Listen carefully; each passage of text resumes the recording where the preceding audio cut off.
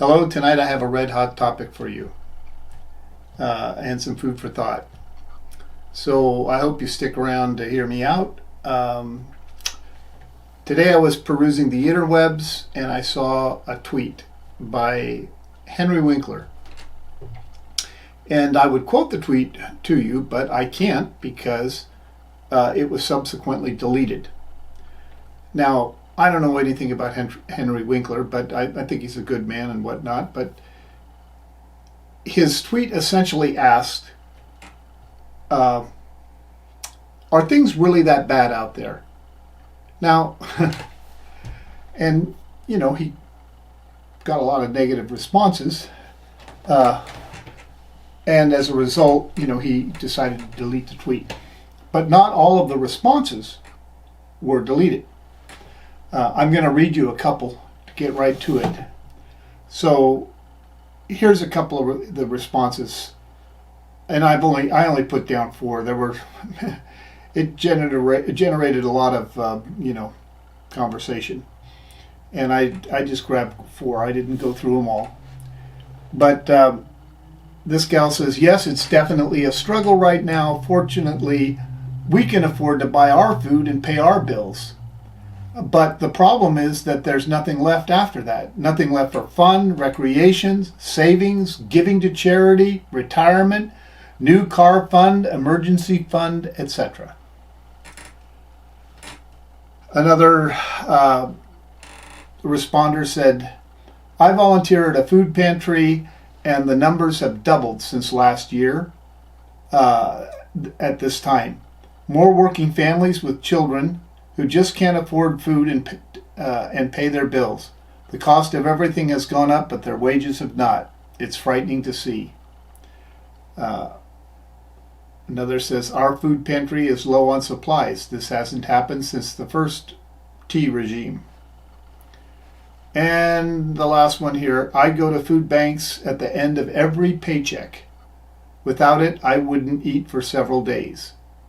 I'm a teacher, by the way. Now,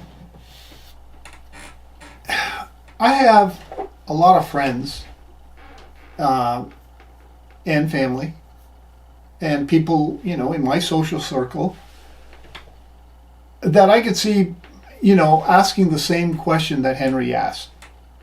Because quite frankly, I don't think that they're feeling it. You know, like, I'm not saying they don't feel it entirely. Come on. But, I mean,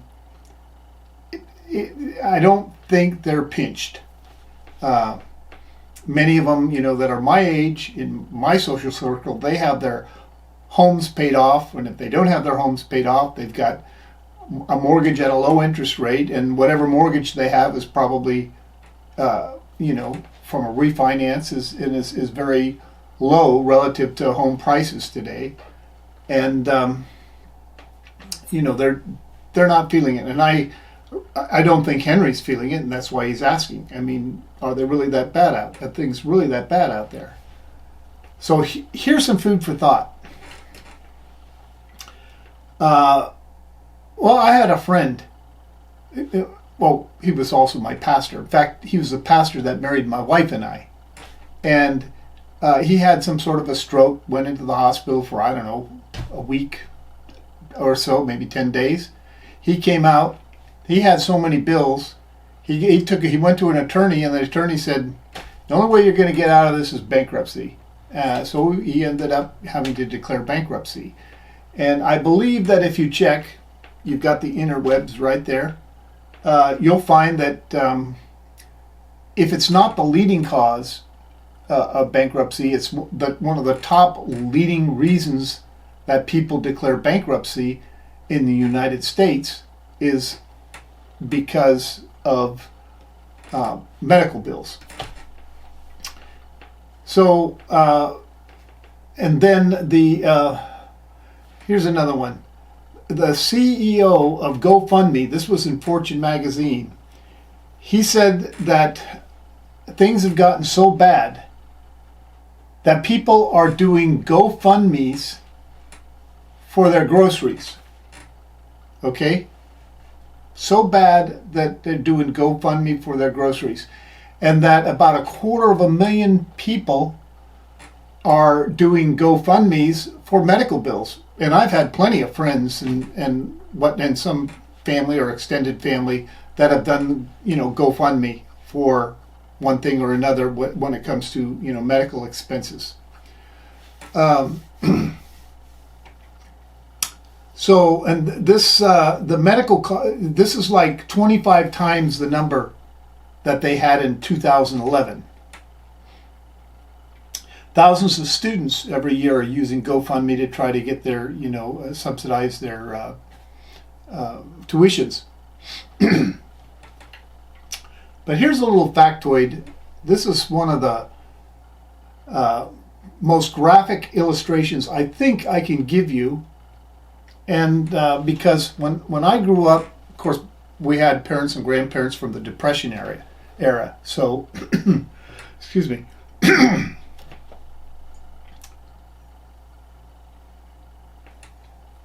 And one of the images that we were familiar with were the bread lines during the Depression that went all the way down the street and stretched around the block, and you look at it and you think, holy hell, look at all these people. And they weren't people in abject poverty. They wore nice coats, they had their nice hats on and whatnot, but they didn't have jobs, and they wanted work, and they didn't have enough food. So today there are 41, according to the U.S. government statistics, and so you can go to, I'll leave a link to the website. You can go look. There are approximately 41,700,000 people who rely on food assistance in the United States, whether it's SNAP or food stamps or ETB or whatever it is. 41,700,000. So here's what I want you to get in your mind. Let's make a food line with these people, okay? Let's line them up. And now we can't do this, especially with the problem that we have with obesity in this country. But for the sake of this illustration, we're going to give every one of the 41,700,000 people 1 foot. And we're going to line them up like sardines. They're going to be toe to toe, 1 foot each. Okay, we're going to line up all 41,700,000 of them. Do you have any idea how long that line's going to be? It's not going to be like something you saw in 1929 that went around the block. Just think about it. Imagine in your mind right now, how long do you think that line's going to be? I'll tell you. I put the number down. I did the math. That comes to 7,897 miles. Now, that's about a third of the way around the Earth. That would be like a straight line to here to Perth, Australia. But maybe for a better illustration, if you lined them up, in a straight line from San Francisco to New York, the line would go from San Francisco to New York, from New York back to San Francisco, from San Francisco back to New York, and you'd still have some left over. Now that's a food line. Now, I don't care what your political opinions are, what party that you're in. That doesn't matter to me. But I can tell you, there are people out there that they think that all of these people are poaching off the government, or most of them. And I'm agnostic there.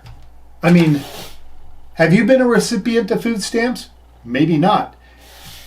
I doubt anyone that I asked in my social circle, if I asked them if they ever got food stamps, they'd say no. Well, I did. My wife and I, when we started out, I mean, I remember, ironically, when I worked the hardest in my life, I made the least amount of money. I brought home, working 12 hours a day, 5 days a week, I brought home net $132 a week. And we had rent of like $225, and I could just tell you, it was poverty wages, and we just didn't make enough to to meet all our needs, and we depended on food stamps, and we depended on Medi-Cal. We had 2 children on Medi-Cal. Thank you, taxpayers, for helping me to have my children. Okay. I followed those 2 up, or we followed those 2 up with 4 more, and we have 6. And very grateful for them. Wouldn't have it any other way. But there are people out there, I guarantee you, that depend upon those food stamps. Just like there are people like that teacher that are going to food banks and picking up some food, and if they didn't get that food, they wouldn't have enough. Now, you may not be feeling it, and thank God, and I'm happy for you, okay? But I just want you to think and know that there are a lot of people out there that, that are struggling in these times. You go to the grocery store, I mean, we're feeling it. We're very fortunate. We're in a very good financial situation, or at least a decent one. But I mean, come on. When we go to the store and come back from the store and look at how much groceries we got, we feel it. The dollar is just not going very far, and that's just the way it is. Anyway, that's all. I just wanted to rant a little bit, and especially want to put that image in your mind of the food line and all the people that are out there now that are receiving those benefits. And remember, a lot of those people, they have children. A lot of it is because of the children, and that's all I'm going to say, because I don't want to move into any kind of hypercriticism. That's all I'm going to say. I'm going to leave it at that for now. If you listen, thank you.